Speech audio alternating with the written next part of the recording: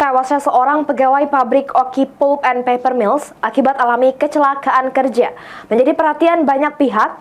Wakil Ketua DPRD Sumsel Muhendi Mahzareki meminta kepada kepolisian untuk mengusut tuntas kasus ini.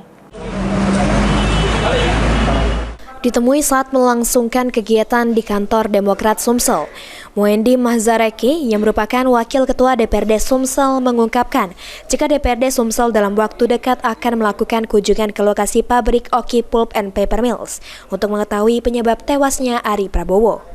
Selain itu disampaikan oleh putra dari mantan Bupati Oki ini, DPRD Sumsel meminta kepada kepolisian khususnya mengusut secara tuntas kasus tewasnya Ari Prabowo sampai tuntas dan perusahaan harus bertanggung jawab dengan kasus ini. Oki Pulp di Arsudian ini harus diusut secara tuntas apa yang menjadi penyebab dari kematian pegawai atau pekerja di Oki Pulp tersebut.